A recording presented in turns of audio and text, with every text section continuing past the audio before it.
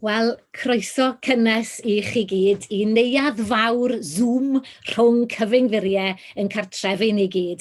Un o'r pethau diflas a hirt am groesawu pobl i gyfarfodydd dros y blynyddoedd diwethaf yma yw'r orfodaeth bizar i esbonio ble mae'r tŷ bach a'r drws mas. Wel, gan bod ni gyd gytre rhwntwch chi a'ch cawl am y manylion rhywna, ond i chi ddim, mae'r neu ofon yn rydd o bob cyfarwyddyd. Mae rhaid i fi gweithio'r modd ddweud ambell i beth, fel hyn.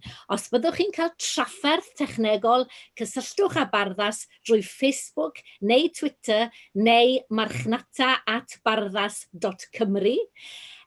Does dim modd ydych chi i siarad gyda'r panelwyr, a ddod fi at yn y man, ond mae croeso i chi anfon cwestiwn drwy ddefnyddio rhyw flwch bach ar llythrennau Q ag A sydd ar eich sgrin chi gobeithio.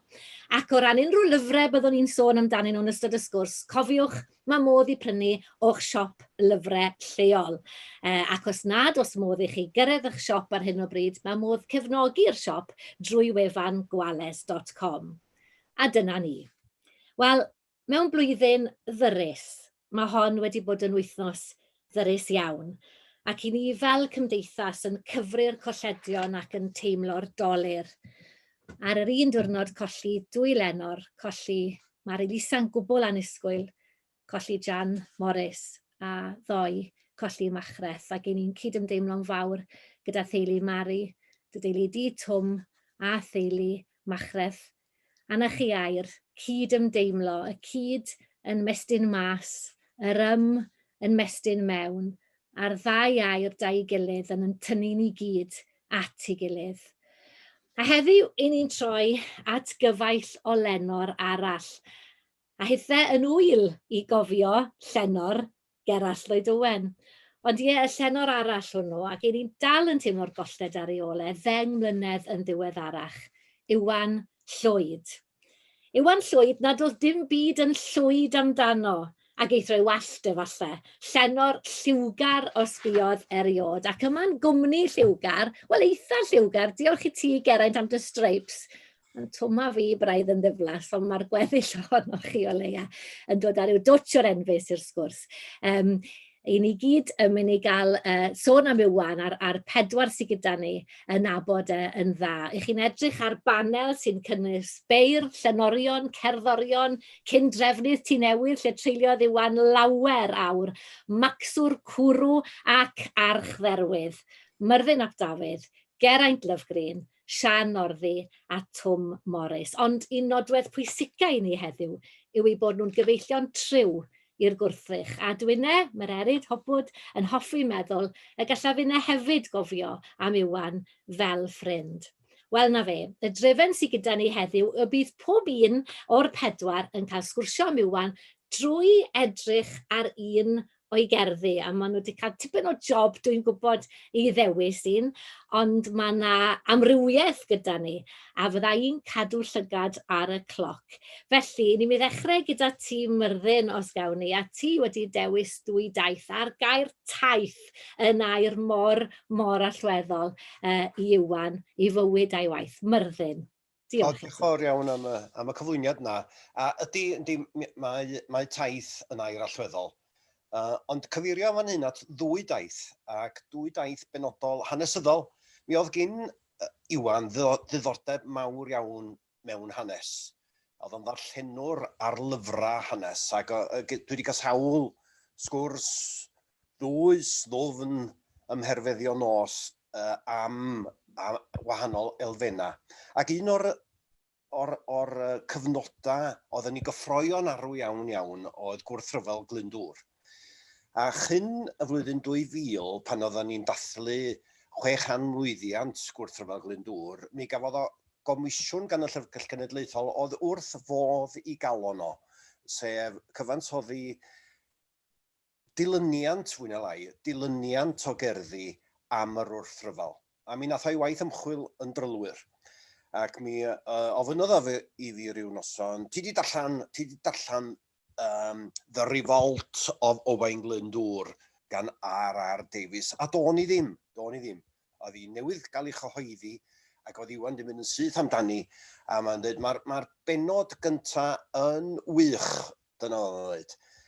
A dyma mewn 5 munud, dyma fo'n crynhoi y benod gyntaf, sef mae'r hanesydd a'r Davies yn mynd â ni ar 2 daith, sef taith swyddog o Sais, oedd yn dod o Gaer i gasglu trethu yng Nghymru ac i drefnu casglu trethu. A mae hwnnw'n mynd gyda'r arfordir o Gastell i Gastell nes gyrraedd Caernarfon, ac wedyn mae'n mynd nôl i Gaer, ac wedyn mae'n mynd lawr o Gastell i Gastell i Henffordd, a wedyn drwy gestyll Normanaidd De Cymru. Gan greu siap ec tu chwith, os liciwch chi, o amgylch glanna Cymru gan gadw at y cestyll. Ac wedyn mae ar Davies yn hwn eto yn dilyn taith bardd o Gymro yn yr un cyfnod. Ac mae o'n mynd o lys i lys, o gwmwd i gwmwd, gan groesi aberoedd, gan ddringo drwy'r bylcha, ac mynd o deulu i deulu, o gymdogaeth i gymdogaeth, a chael croeso gwerin i wlad. Ac oedd y 2 daith yna yn ei ysbrydolio yn wych iawn iawn, oedd o wedi wefreiddio. Ac mae o'n, dyna sydd ganddo fo ar ddechrau i ddilyniant hynta ydy cerdd am y 2 daith. A mae'n cyflwyno nhw fel hyn, mi nathon ni, gyda anogaeth fawr gan Iwan, mae rhaid i ni gael taith i gofio ac i ddathlu gwrthryfel Glyndŵr, meddwl fo, chydig cyn y flwyddyn 2000. Ac mi nathon ni y daith Syched am Sycharth, a'i gerdd o sydd yn agor y daith honno, ac mae o'n ei chyflwyno hi fel hyn, lle gwyllt diarffordd oedd Cymru yn yddiau Glyndŵr. Wel, i ymwelwyr beth bynnag. Ond mor anodd y garw oedd y tirwedd, roedd pobl yn teithio am nifer o wahanol resymau. Porthmyn yn gyrru defaid a gwartheg, beirdd yn ymweld a thai noddwyr, milwyr a swyddogion yn casglu trethu a chadw trefn, myneich ac offeiriaid yn gwerthu creiria a gwrando cyffes. Ond gwahanol iawn fyddai map swyddog o Sais a bardd o Gymro. Byddai'r swyddog o Sais, fel y clywson ni, yn cadw at y bwrdeistreffu a llwybrau'r arfordir, lle roedd cestyll Edward yn gadw ynddi fwlch. Roedd y bardd ar y llaw arall yn abod llwybrau a bylchau'r berfeddwlad fel cefn i law. Gwyddai Glyndŵr am y 2 fap, ond dim ond un ohonyn nhw a fyddai o ddefnydd iddo fo. A dyna'r cyflwyniad i'r gerdd.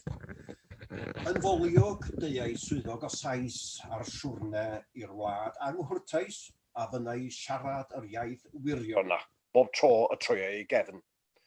Glynau'n dyn yn y glannau, Rhyddlan, Conwy a Biwmares. Cadw'n ddigon pell oddi wrth y clogwyni tywyll, tir yr herwyr a'i gwragedd gorffwyll. Yr anwariaid troednoeth a ffermiau'r ucheldir a'r dyffrynaeth bach cul, lle roedd ceirw hir a chreyrod yn potsian ar afonydd. Arhosai cyhyd ag oedd rhaid. Cynhwylio'n ddiamynedd yn ôl i lys cyfforddus Caer, yn ddigon pell o'r cestyll tywyll a'r bwyd gwael, gan adael gweinidog llwgwr ar ei ôl i gasglu'r llog. Roedd golau ymhen draw pob cwm i'r bardd.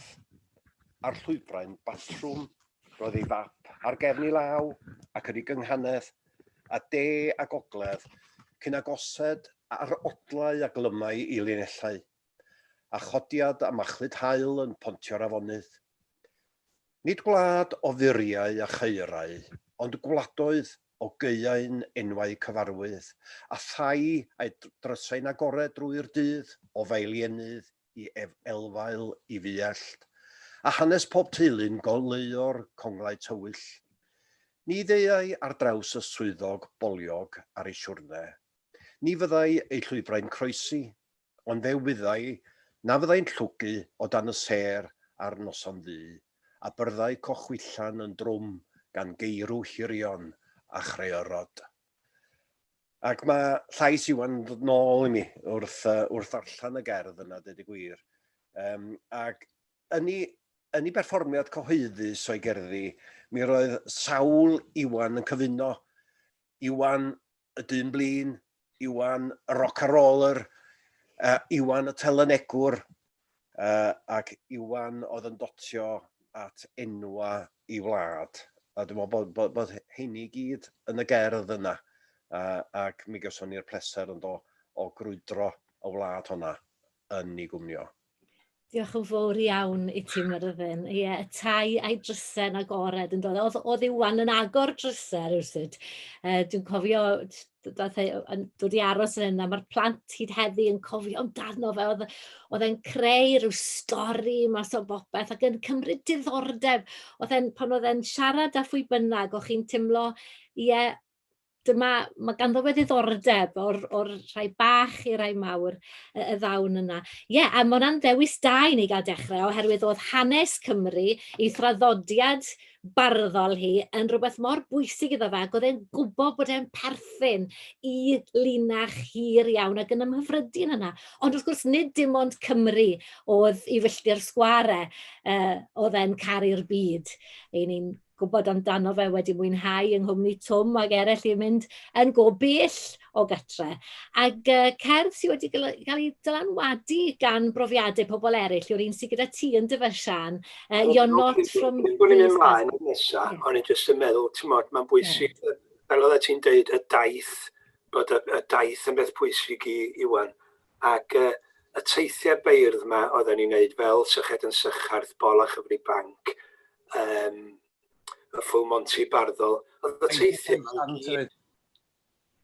y saith sant, oedden nhw gyd yn deithiau. Iwan oedd yn ôl i rhain i gyd, oedd o isio bod ar daith o hyd, a wedyn oedd o'n cael syniad, ac oedd bobl yn meddwl am Iwan hwnnw fel o fodd y bardd, oedd o ddim yn poeni am bethau fel trefnu, ond fo oedd ysgogydd y teithiau mae gyd, achos oedd o'n ysu i fod ar y ffordd o hyd yn cyflwyno i farddoniaeth ac i ni gyd cael cyflwyno yn sioia ac heb fo, does o ddim byd wedi digwydd. Ti'n hollol iawn. Ac oedd rhyw elfen o genhadu yn y peth, ond oedd e, ti'n modd, mynd i'r corneli pella, mynd i'r ysgolion. Dwi'n cofio dyma fe'n dod i ardal Meidrym a Trelech, y Bermuda Triangle Cymru oedd e'n gael. Hwna oedd e'n mynd mewn myna, ddim gwybod pryd bydde fe'n gadw mas. Ond oedd e'n ymweld â phawb. Tom, o ti eisiau dod mewn fyna? Wel na, wrth glwad hynna rwan, mae'n yn haro i bod yr hyn oedd Iwan yn neud wrth fynd â ni gyd ar daith, oedd yr hyn y dyla fod yr Eisteddfod yn dal i wneud. Dyna be oedd yr Eisteddfod yn wneud, yn mynd ar math yma beth i 4 ban y wlad ac at bawb.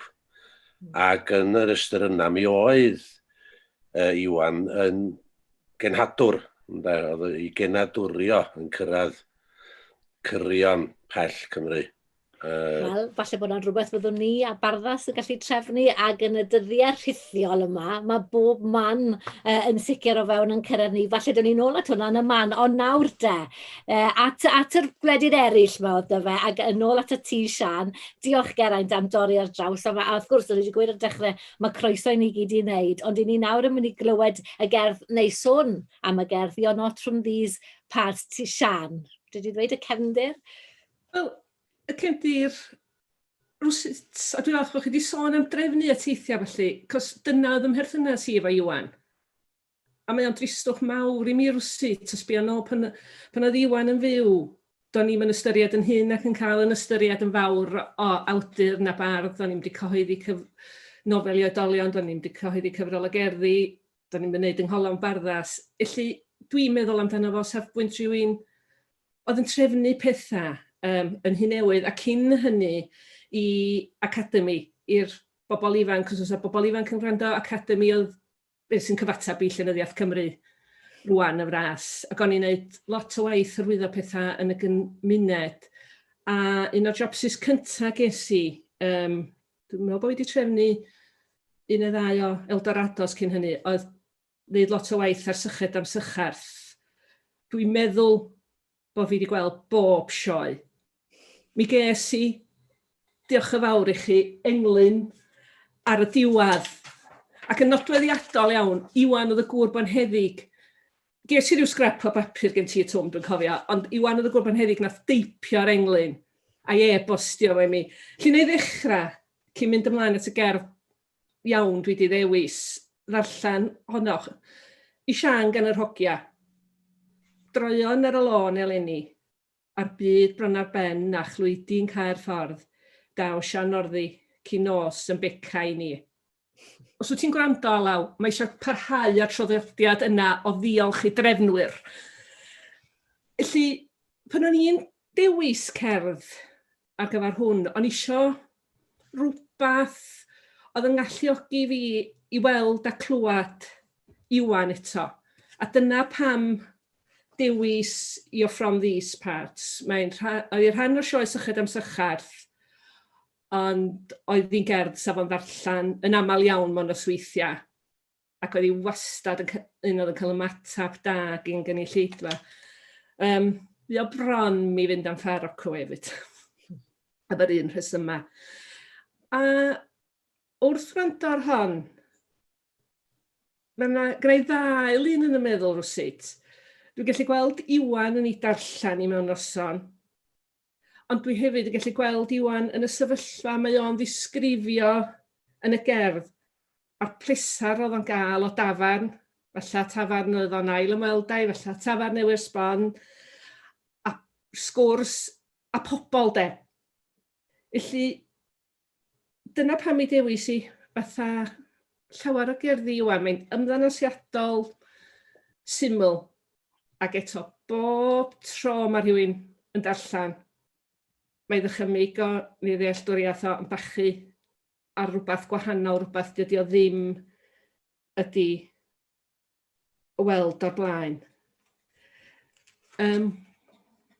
Fydda'i'n wneud yr Saesneg yn yr acen iawn oedd o'n wneud. You're from these parts. Na, dydw i ddim. Dwi'n dod o dalaith ymhell i'r gogledd a fi'n deyrnas unwaith. Dwi'n medru'r acen a'r dafodiaeth. A phan ddoi nôl i'r fro mailwaith yn deithiwr diarth, yn dderyn drycyn a sgubwyd gan y storm, neu fel pererin yn dilyn y llwybrau o Bonterwyd i Bont Rhydendigaid, fe gerddaf yn hyderus, a golwg hynafiaid yn cyfeirio fy nhaith, yn llewyrch yn llygaid. Achos mae pob taith eilwaith yn gwlwm ar ddoe sy'n ddechreuad, a fori ers talwm. Ac yn y distawrwydd rhwng dau hen gymeriad ar gornel y bar, mae yna filodd yn siarad am ffeiriau a chyrddau a chweryl a chariad. Am fyd fel yr oedd hi, am y gweddill sy'n dŵad. Na, dydw i ddim o'r ardal. Ond fe fedrai glywed clec sodlau y beir wrth iddyn nhw gerdded o noddwr i noddwr, o gwmwd i gantref, cyn dianc rhag eiddig ar hyd ffordd arall adref. Bu'n foda, bu'n farcud, yn bryn ond yn berig, bu'n dlws, bu'n daliesyn, bu'n yn crwydro'r hos helig, bu'n garw, bu'n gorach, bu'n yma yn iwig pregethwr, tafarnwr, breuddwydiwr a bardd. Na, dydw i ddim yn lleol, ond y dyfodol a dardd yn ddwfn yn hen ddear Plym Limon, ac wrth fynd, meddai'r henwr o'r gornel, siwrna dda i ti ffrind. Diolch yn fawr. Ie. Dwi'n meddwl, pan oedd Iwan yn darllen hwnna, dyd y gwir, mae clywed y gerdd fel nes ti ddarllen i rwan, Sian, fel clywed hanner ola'r gerdd, achos oedd Iwan wastad yn dechrau fo rant hir iawn. Oedd.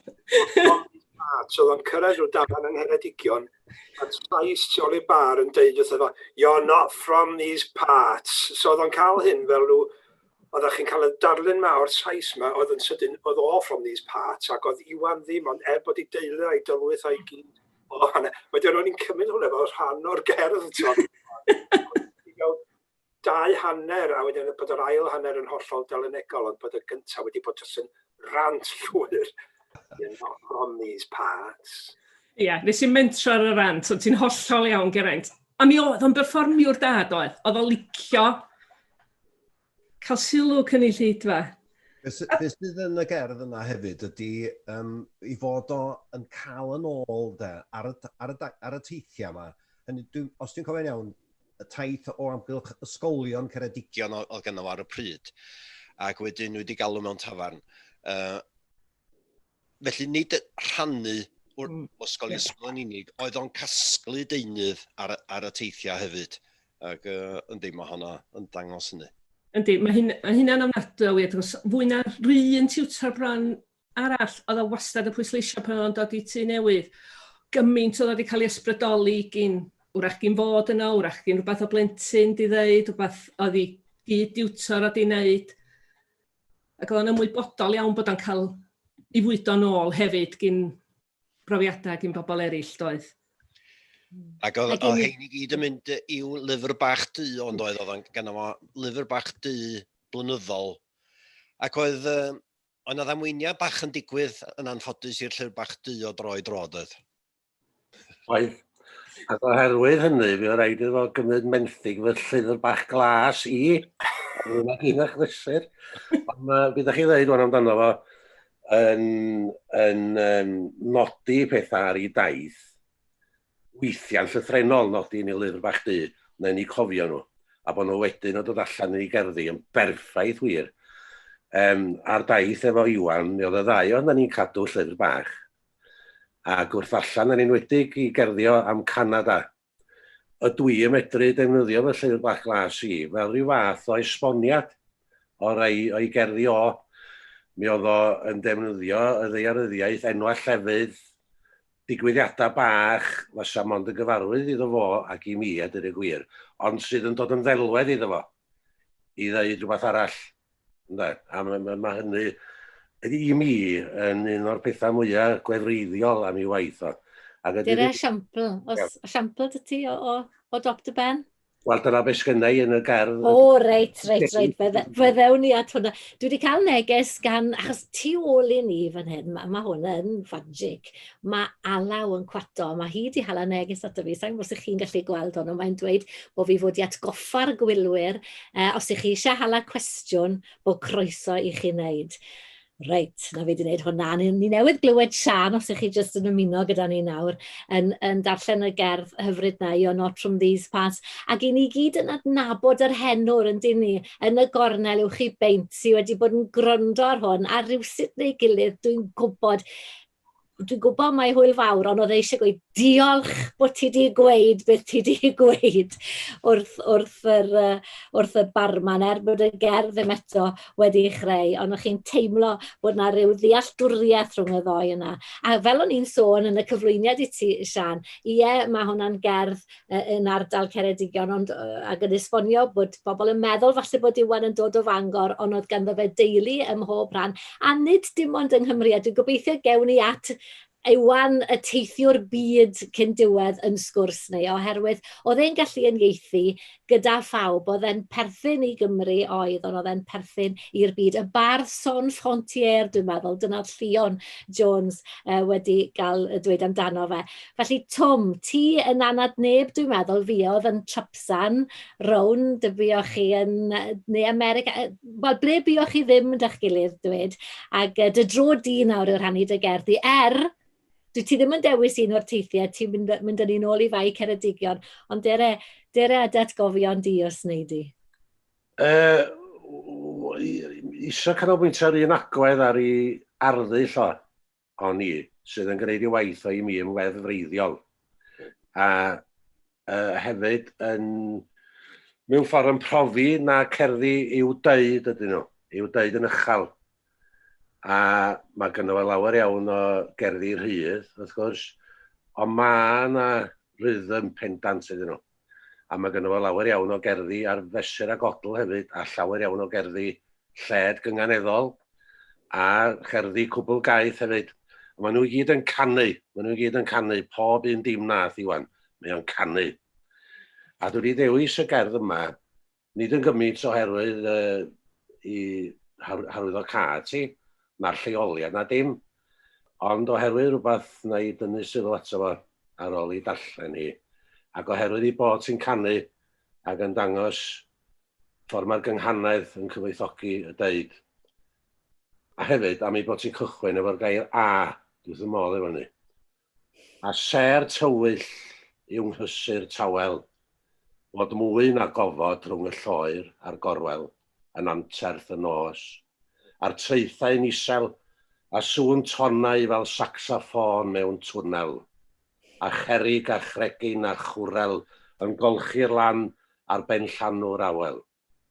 a minnau'n bell, heb waith, heb el, a genod o lan uwchlyn ar stolion uchel, a sodlau perig wrth y bar, a'r rhyfel ar y teledu myd yn y gornel. Neb yn cymryd sylw o'r newyddion ar y teledu.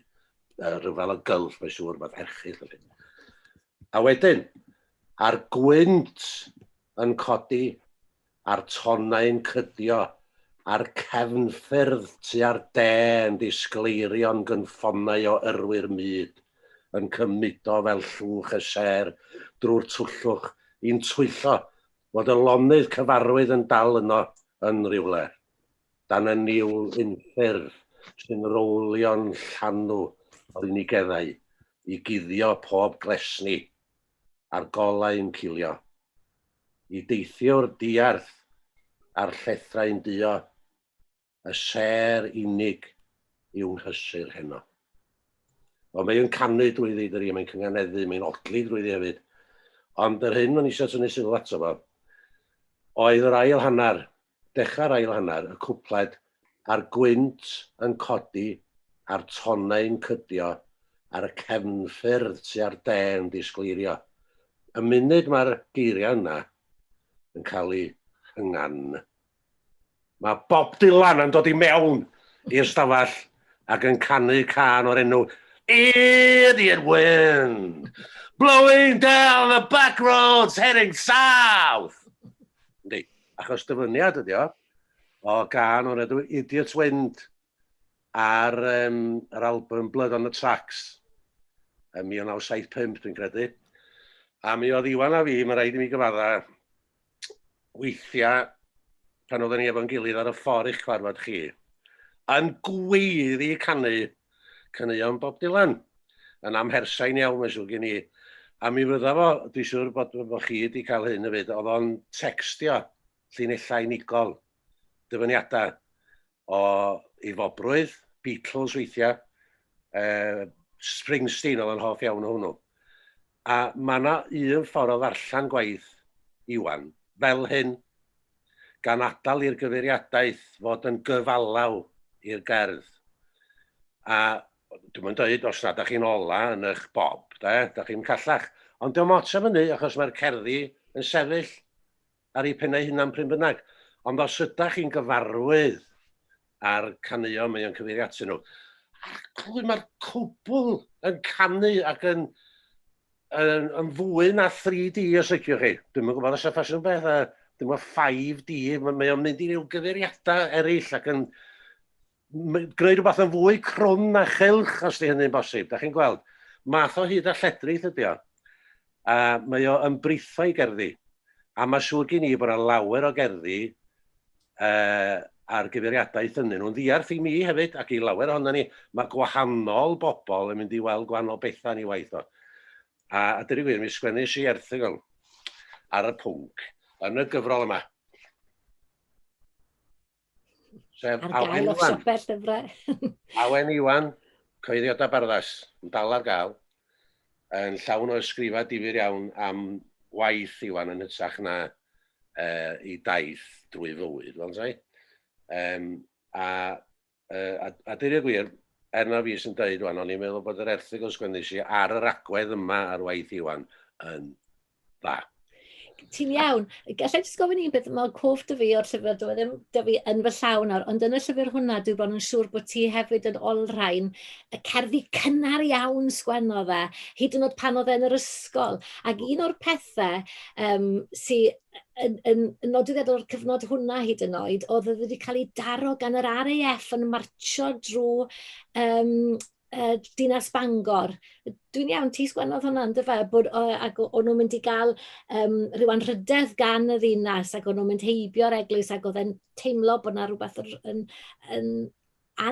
anymunol, yn aniddig yn hynny. A mae'r thema yma am y rhyfel yn dod drwy i gerddi fe gyd, o ti'n cyfeirio at fyna.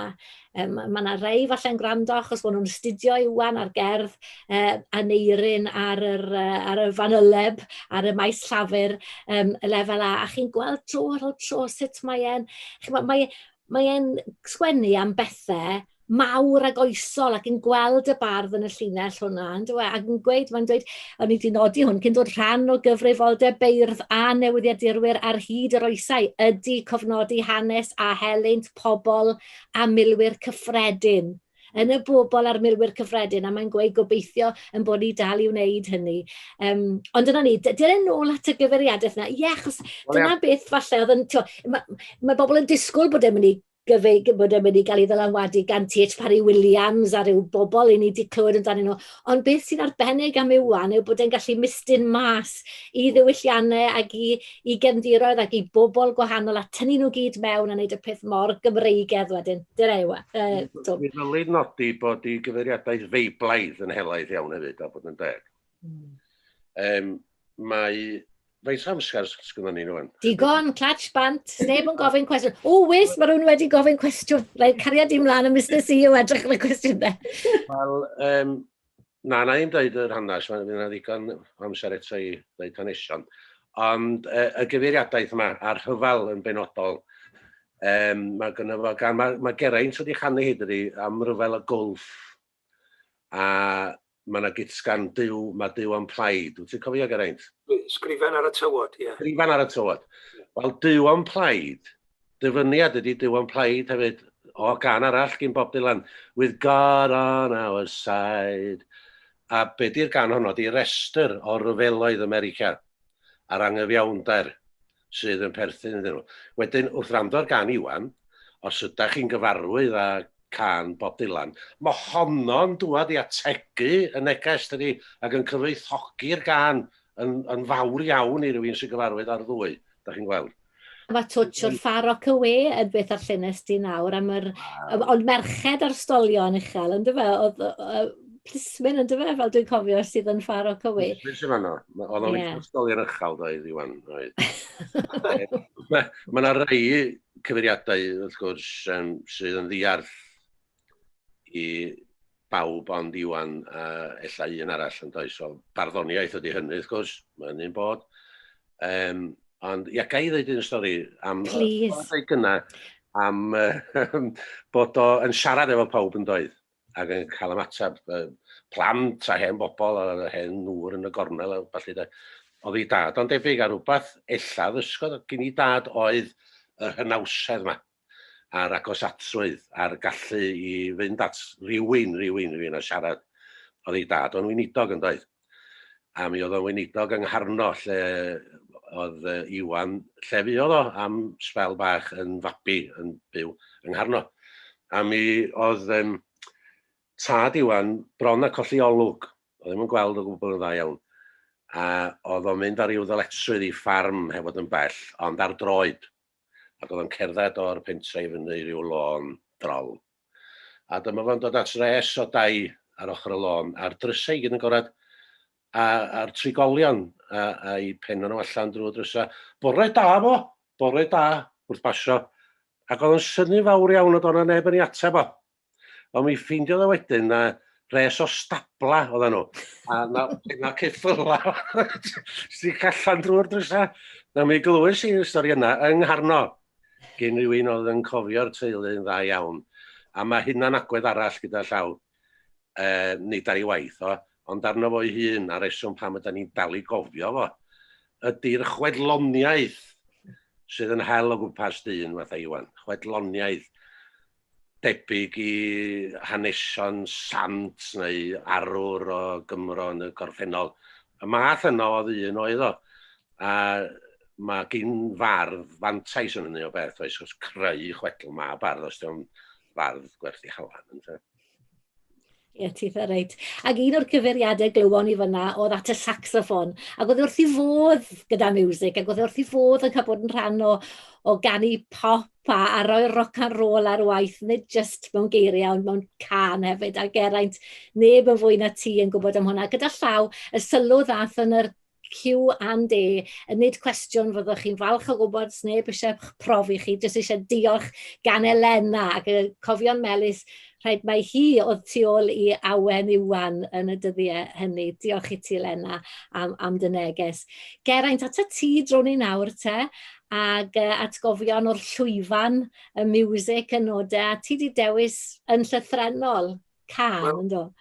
Wel, ynddo, o'n i wedi meddwl efo'r newyddion gwych am Clwb Pêl-droed Wrecsam, o'n i wedi meddwl mynd ar y cyfeiriad yna. Dwi'n meddwl fysa Iwan wrth i fodd bod yna ddyn o Philadelphia yn rhoi 2 miliwn o bunnoedd i mewn i gymryd drosodd Clwb Wrecsam. It's all the sunny in Philadelphia, di'r rhaglen. So, o'n i wedi meddwl wneud strydoedd Philadelphia, a fysa hwnna wedi mynd â ni wedyn ar un o deithiau tramor, Iwan, ond oedd y wastad yn dod nôl o'r teithiau yma, fel ddweud o rwy'n, oedd y teithiau yn gyfrwng iddo fo sgwennu mwy o hyd. Felly, dwi ddim yn mynd i adael i Rob McElhen i hijackio'r Llwydfest, ond diolch yn fawr iddo fo.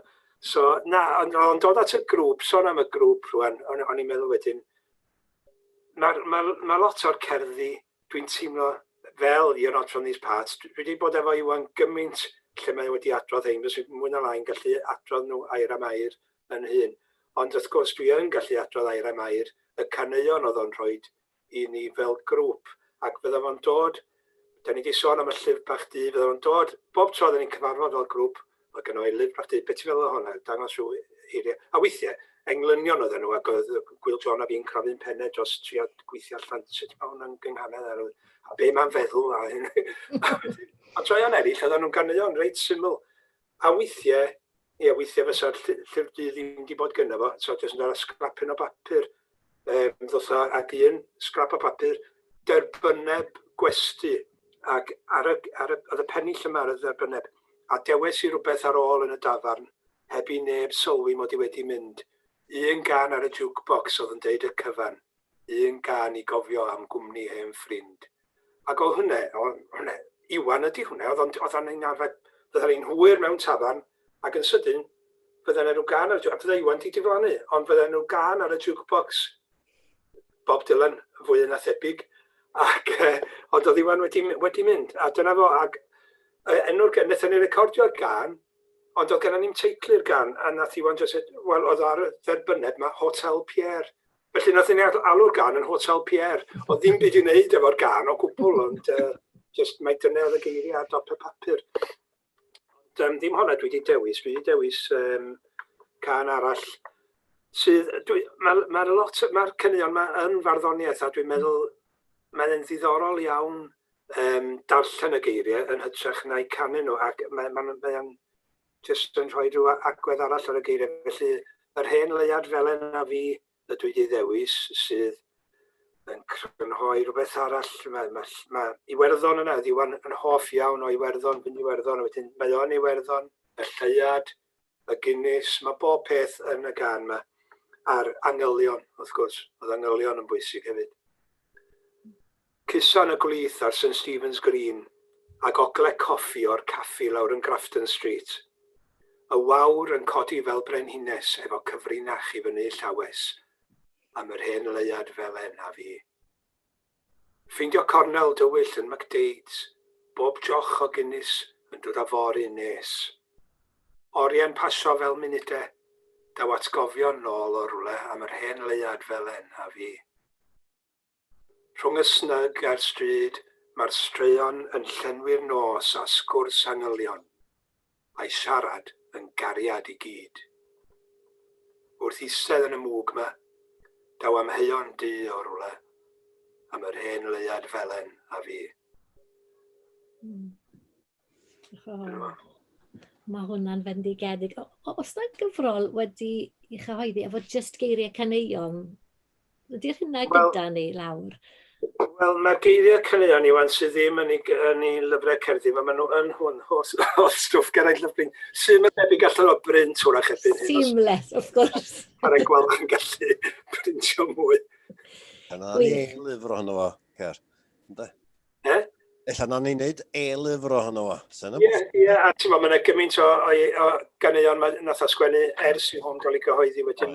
So'n syniad wedi ganeuon o'i gyd efo'i gilydd, dwi'n meddwl.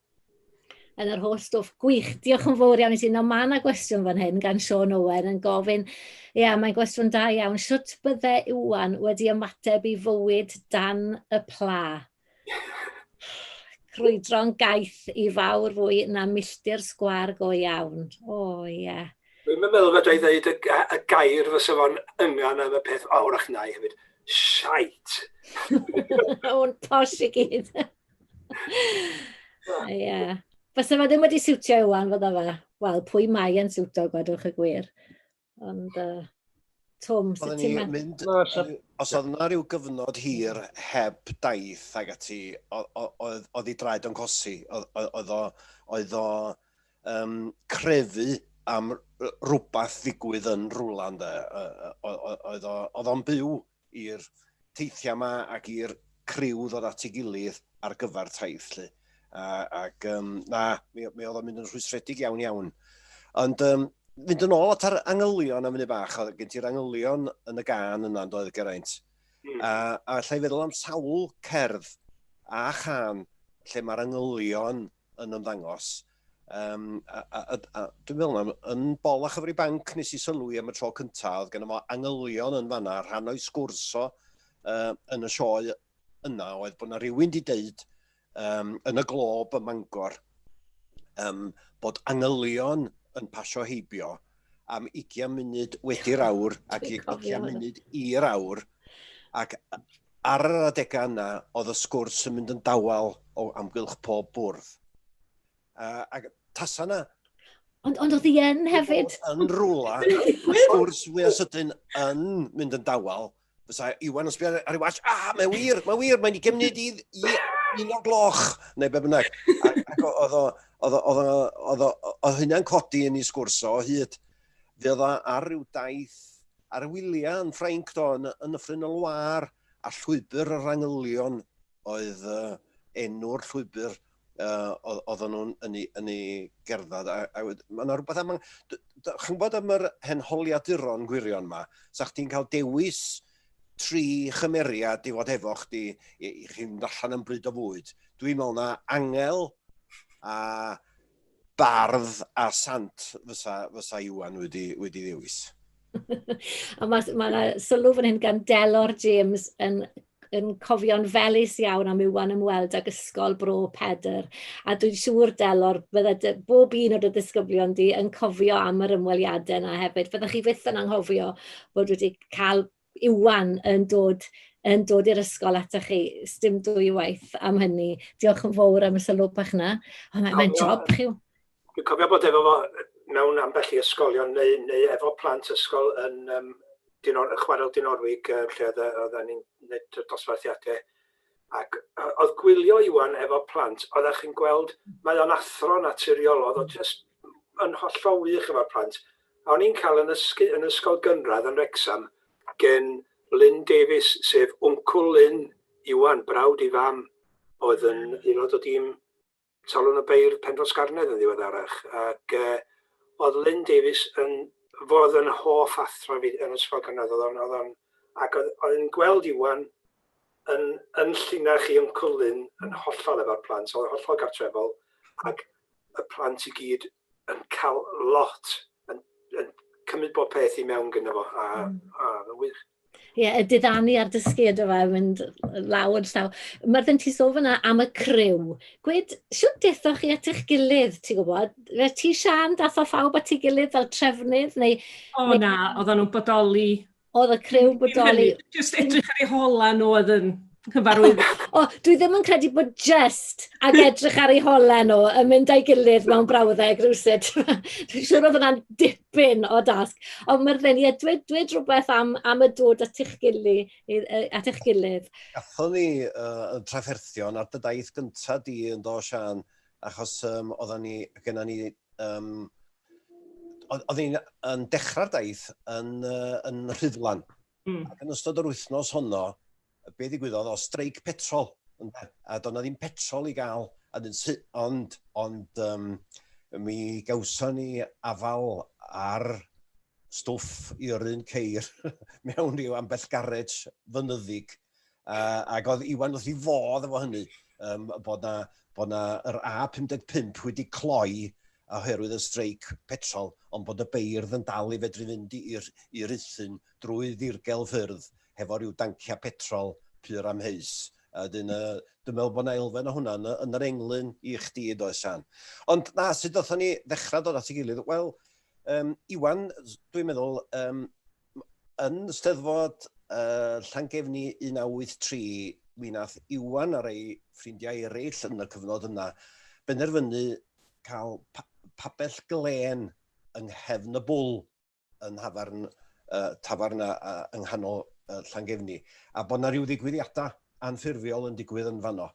Do'n i'm yn rhan o'r heini, ond oedd Iwan, dyna genhadaeth Iwan, bod yna bethau byw yn digwydd yng nghanol pobl, ac mi oedd y bwl yn llawn pobl, ac mi oedd hein yn digwydd. Ac wedyn mi ath Iwan yn ystod yr 80au ar deithiau efo Ifor ap Glyn, Mena Elfyn ac ati. Ac wedyn, dwi'n meddwl na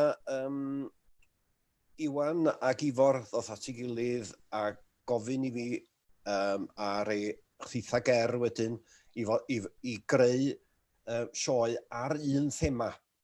Ac wedyn, dyna oedd bol a Chyfri Banc mewn ffordd. Y byd gwerthu, y byd isio.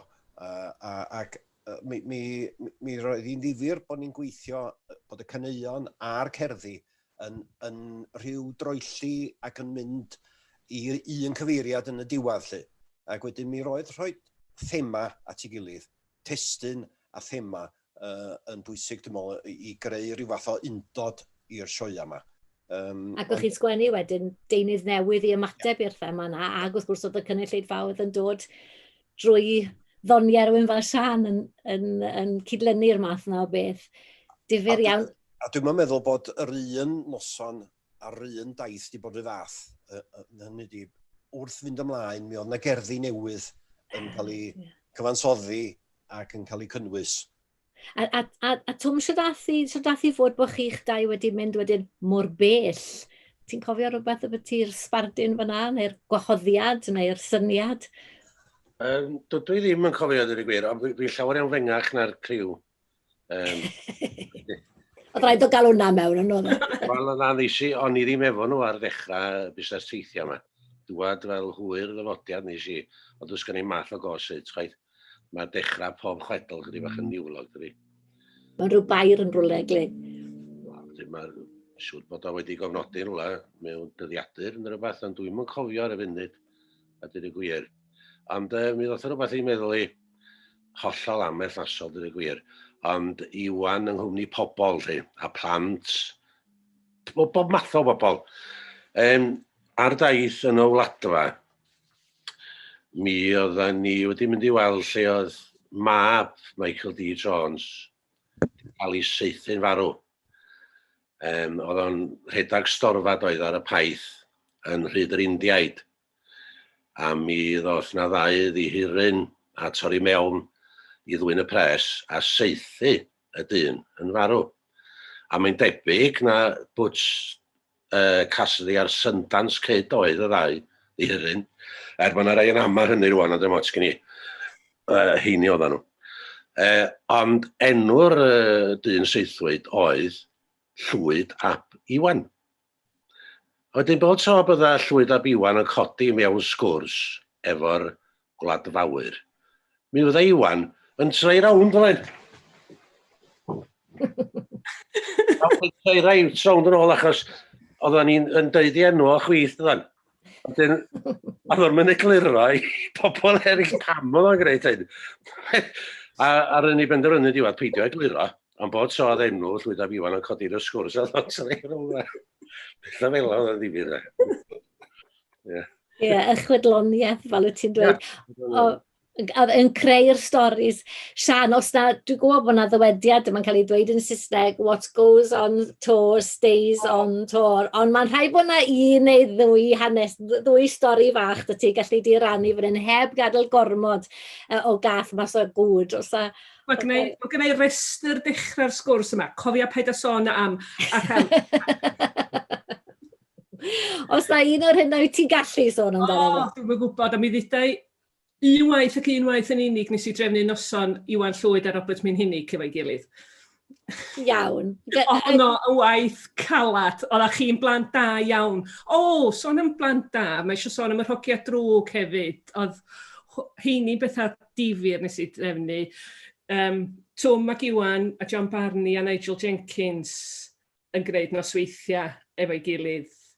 A lot o elfen o flws yn nhw hefyd. A sut oedd hynna gweithio wedyn rhwng y ddwy iaith bydde nhw di? Yn dda iawn. Oedd Iwan yn dda am weithio yn y ddwy iaith. Dwi'n meddwl mae'n un o'r pethau digwyddiad ola nes I drefnu fo ar ôl mi adael Tŷ Newydd. Pnawn, rhan fwyaf yn Saesneg, chydig bach o Gymraeg, I WI Dolgella o bob man. A oedd o'n adroddiadol, mi nath o hynny, efo yn danos gymaint o barch I WI Dolgella, na fysa fo I lon pafiliwn o Brifair de. Ie. Pan oedden ni sôn am y teithiau America ac De America, Michael Bailey Hughes oedd wedi rhoi comisiwn I chi'n de tuag Iwan Twm. Mae hynny'n berffaith wir ni. Mae'n bwysig cofio, achos oedd hynny'n rhaglenni ffilmiau ar y teledu o ddau fardd yn mynd o gwmpas America. Sa'n nhw'n cael ei gwneud heddiw o gwbl, ond oedden nhw'n ffilmiau gwych a Michael Bailey Hughes gael ei ganmol am hynny. Diolch I. Ac wrth gwrs y cerddi yn dod allan ohonyn nhw wedyn, oedd na waddol oedd y ffilm, ond mae stwff yn aros. Dwi'n gweld y ffilmiau eto, di ysbryd ar efo'r ffilmiau, pam na nhw'n dangos nhw? Nhw wedi dangos nhw eto, dwi'n meddwl, ddiweddar, maen nhw wedi cael ei dangos eto. Am 3 o'clock bora. Dwi'n meddwl, mi glywys I bod nhw wedi cael ei darlledu eto, dwi'n meddwl siŵr iawn. Mae gen I gopi, dwi'n meddwl, Michael di roi copi I mi. Ond mi ydych chi, mae hynna'n hollol wir, a mi ddylid sôn am hynny. A mae yna diag yno ni, y reion ni, I ddiastyru y teledu, achos mae o'n gyfrwng hollol wahanol I farddoni ac I greu, I ganu a pethau felly. Mae yna rhywbeth, da ni eisiau gadw o'r naill du am ryw reswm, a sydd yn anheg hollol achos o'n I bai am y teledu. Yn yr achos yma, sa Iwan a fi, wedi cael mynd I De America, mynd am berffaith wir, ond os am sôn yn nyddiadur I enghraifft, a sut goblin nes I lwyddo I gadw dyddiadur ar y daith honno, sgan i'n syniad, ond mae o dda iawn, a dos am sôn o gwbl am y teledu, os a'ch chi'n meddwl na taith yn yr hen amser, oedd hi yn mynd i'r iarth am y tro cynta'r Ewropeaidd cyntaf I gyrraedd yn ganol y Cetswa. Dim sôn am Michael Drian oedd yn noddi'r daith ac yn ffilmio. Ia, gwarthus. Dwi'n cyfadda. Dwi'n gwneud gwaith Sian, ond efo... Dwi'n mynd I roi cyfle, ni'n tynnu at y terfyn, a byddai'n gofyn I chi 4 osgau am un atgof arhosol, ond just holi, sut oedd Iwan gyda'r dechnoleg, oedd e di dod at yr meddai hi wrth gwrs sydd yn cael trafferthio mewn I gadw trac ar yr cwestiynau a diolch bod alaw yn y cefndir yn fy helpu, ond oedd e'n fwy am yr mestyn mas yn gymaint o ran mynd ar cerddi, mynd ar daith, mynd i'r WI, mynd i'r ysgolion. Oedd wedi dod I ddeall yr Facebook a'r pethau fel hyn, neu oedd e'n... Oedd o'n lot 30 mlynedd yn ôl, doedd? O ie. Oedd o'n berthnasol... Oedd o'n bodoli, ond oedd o'n rhan o'n... Rwy'n feddwl dwi, bydde fe falle wedi. Gwyd to? Dwi'n meddwl fysa fo wedi. Fysa fe wedi, fysa. Ond a e-byst a text, fatha ti dweud Twm yn cyrraedd. Oedd o'n defnyddio'r cyfryngau yna. Dwi'n gallu ddechmygu bydde fe'n cael ei ddenu at y cyfle I festyn I gyrraedd hyd yn oed mwy o bobl. Ie. Reit, fel yn gyflym te, cyn bod rhaid I ni dynnu'r sgwrs at ei therfyn a sôn am beth sy'n dilyn. Os na un peth o'ch chi wedi gobeithio cael cyfle I ddweud a dych chi ddim wedi am ba bynnag reswm. Geraint, yr olaf yn flaenaf gan taw ti oedd y tro diwetha.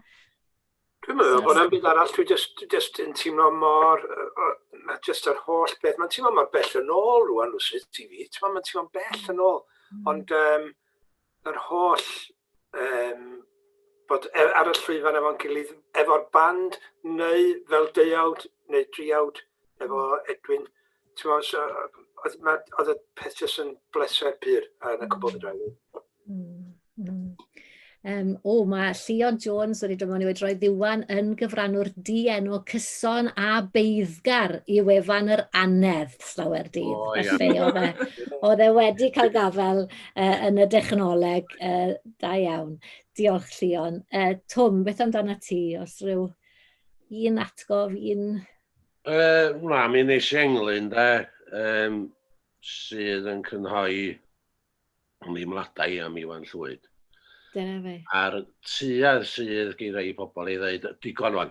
Da chi wedi gael ar ei, felly cofio. Digon wan, mlaen â ni. Wel, dwi'n angytuno'n llwyr efo hynny. Achos mae galar yn mynd yn rhan o wead byw, yn dydi. A sam cwilydd yn hynny o gwbl. A mi nes i englyn, oedd yn mynd fel hyn. Nid oes awr i dewi a sôn. Ni allaf dy ollwng am calon. Mwy nag y gall olwynion, roi heddwch i lwch y lôn. A fel a dwi'n teimlo. Diolch, Tom. Diolch yn fawr iawn i ti. Myrddin a Sian, ydych chi'n... Does i'm angen dilyn hwnna, dyd y gwir, ond gai jyst rhannu un atgo hapus doniol gathon ni fel criw, dach chi fa, ar ôl ni fod yn can-offis, mi eson ni i Sycharth, ymweliad a Sycharth, ac mi oedd Ifor, dwi'n meddwl, wedi dod â potel o win coch, rhaid wrth gwrs torri sychad yn Sycharth, ac mi o'na wydra, ac mi gawson ni wydryn o win coch bob un i gofio am Owain ar hyn ddigwyddodd yn Sycharth. Ac mi ddoth na rhyw bry gwyrdd i mewn i wydryn Iwan. Mi oedd gen Iwan ddiddordeb mawr mewn byd natur. A bob math o greaduriaid o heini'n yn ymddangos yn ei gerddi yn aml iawn. A dyma'r pry gwyrdd yma, ac oedd o yn ymladd am ei fywyd yng Ngwyn Iwan. Dyma Iwan yn iachub o ar gledr i law. Ond mi benderfynon ni bod y pryd i meddwi gormod iddo fo gael, oedd o methu hedfan, oedd o dal ar gledr law Iwan. Ac wedyn mi dyfodd na chwedl am y pry gwyrdd yma, oedd wedi cael ei yrru allan gan ei wraig i nôl cig at y Sul, bore Sadwrn oedd hyn. Ac wrth gwrs, oedd o'r pry bach druan yma yn gorfod trio chwilio am ei ffordd yn ôl, a os wedi anghofio am y bwyd oedd o fod i ddod i gadw'r teulu ag ati, a mi dyfodd na saga chwedl anfarth am y pry gwyrdd yma, dwi'n cofio. Ac oedd Iwan di gwirioni efo'r cyfarfyddiad arbennig yna yn Sycharth, beth yn ofio hwnna. Mynd o englyn Twm i bry gwyrdd wedi meddwi. Sian, beth dy ti? Mae'n anodd gwybod beth ddeud ydy. Un peth nath yn rhawo fi, o'n i sbrotio'n tro hen ebys dy chwilio am yr englyn yna. Yn ballan, groes i'r ddelwedd gyda ni o'r bardd dawnus oedd yn hoffi gwyn, hoffi cwmniaeth.